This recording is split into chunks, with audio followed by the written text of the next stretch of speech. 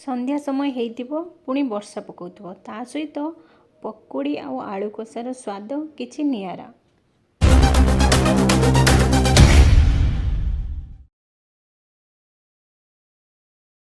Hi friends, मु Swayamprabha channel को आपण मानकु स्वागत करुछि। चलंतु आज स्टार्ट करिबा आजिर रेसिपी। प्रथमे आमे प्रस्तुत करिबा आलू कषा। आलू कषा पई प्रथमे आलू को मु बॉईल करि नेछि। कषा पई मु एठी नै जाइछि टमाटर, अदा रसुण को मु छेचिक नहीं जाइछि, पियाज काटिक नहीं जाइछि, आउ सेथिरे छोट खंडे दालचीनी तेजपत्र नहीं जाइछि, आउ सेथिरे गोटा रसुण नहीं जाइछि, 3 ରୁ 4टी गोटा रसुण नहीं जाइछि छड़ेकी, आउ तापरे सेथिरे धनिया पत्र आउ किछि लंका को छोट छोट करी काटी नहीं जाइछि। एबे आमे गैस ऑन करिबा। ऑन करी कढ़ाई रे किछि तेल नहीं जबा और सेथिरे किछि पंच फुटण दे देबा। पंच फुटण टिके फुटी गला परे सेथिरे जो दालचीनी आ तेजपत्र टिके पके नवा। सेथिरे रसुण जो छड़े रखिथिले ताको पके नवा। रसुण को आमे पूरा रेड करबानी, तले साइड रो टिके बबल आसी जिवो रसुण रो। तो एबे सेथिरे कटा हितिबा पियाज को पके नवा। एबे देखंतु पियाज टिके भाजी आसलानी, तो सेथिरे रखिथिबा अदा आ रसुण रो छेचा जो करिथिले सेटा को पके नवा। सेटा भी पके कि भलो भाबरे भाजी नवा। मसला टिके हवा भितर आपण मानक मु गोटे इंटरेस्टिंग कथा कहूँ। आज जहाँ भी रेसिपी बनूची सेटा पूरा रेसिपी मो हस्बैंड बनाउछंती, तो आपण माने ताको एंजॉय करंतु। आउ केमिति लागिला तार फीडबैक मते कमेंट माध्यम रे जणेबे। अदा रसुण बहुत भलो भाबरे हे गेलानी, तो सेथिरे एबे जो कटा टमाटर रखिथिले ताको पके नवा। ताको पके नै भलो भाबरे कसी नवा। एबे सेथिरे किछि लूण पके नवा आ तापरे ताको आमे कवर करी किछि समय छाड़ी दबा। एबे देखंतु टमाटर भलो भाबरे सिझी गलानी।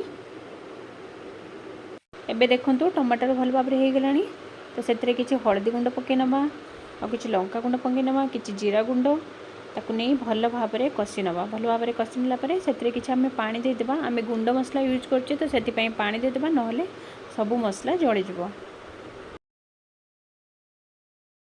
मसला बॉयल हवा भितर मु किछि कटा धनिया पत्र नहीं जाइछि। मु धनिया गुंड यूज करूनी, जदि आपण माने गुंड चाहि भी यूज करि परिबे।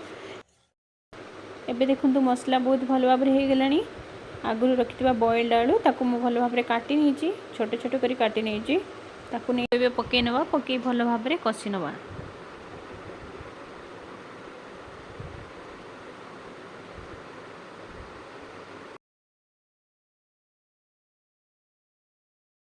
देखंतु आलू मसला सहित भलो भाबरे मिसी गलानी।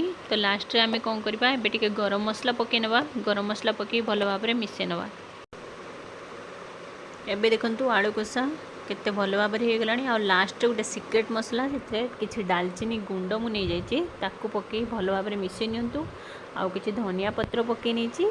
धनिया पत्र पके नै एबे ताको साइड रे रखंतु। एबे जिबा नेक्स्ट प्रोसेस को।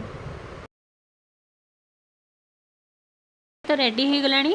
एबे पियाज पकड़ी पाई मुझे देखंतु 4 ରୁ 5टी पियाज को भलो भाबरे काटी नेछि। काटी नै सेतरे किछि कंचा लंका काटी नै जाइछि, आउ किछि लूण पके नेछि। तापरे एठी कड़ाई रे किछि तेल मु गरम करिया पे रखि देछि। बहुत कम तेल नेछि, कारण आमे घरे बनौचंती। घरे तो एमती बहुत तेल रे बनैबार किछि आवश्यक नै, बहुत कम तेल रे मु यूज करछि। एबे सेथिरे मु किछि बेसन नहीं जाइछि। 4-5टी पियाज पाई मु सेतरे गोटे बोल पाखापाखि बेसन नहीं जाइछि। बेसन को पके भलो भाबरे मिसे नियंतु। तेल तो एबे गरम हो गलानी। से पियाज मिश्रण को छोट छोट करी तेल रे पके नबा। ताको लो टू मीडियम रे गैस को रखिबे। एबे देखंतु गोटे साइड हो गलानी। एमिति एपट सेपट करिकि आमे भलो भाबरे पकोड़ी को फ्राई करि नबा। एबे देखंतु पकोड़ी केमती बहुत भलो भाबरे हे गलानी। एबे सब को प्लेट को काढी नबा। फास्ट बेज पकोड़ी हमर भलो भाबरे हे गला। एबे सेकंड बेज पकोड़ी एही परि भाबरे मु पके नेछि। से सब हेला परे एमती जहाँ भी मिश्रण अछि पियाज मिश्रण सब पके भलो भाबरे फ्राई कर नबा। एबे देखंतु मोर पकोड़ी भी रेडी हे गला। आ पूर्वरु आलू कषा भी बनै नेतिले। पकोड़ी आलू कषा कलर केते बढ़िया कलर आसीछि। याकू आपण माने घरे ट्राई करंतु। और आजिर रेसिपी आपण मानकु केमिति लागिला मते कमेंट माध्यम रे जणैबे। आजिर रेसिपी जदि आपण मानकु भल लागितिबो ताहले लाइक शेयर करि नेबे। आ जो माने मो चैनल नुआ अच्छा से मो चैनल को सब्सक्राइब करेंगे आ पाखरे थिबा बेल आइकन को प्रेस करेंगे सब वीडियो नोटिफिकेशन आपण मानक मिल जाव। Thank you.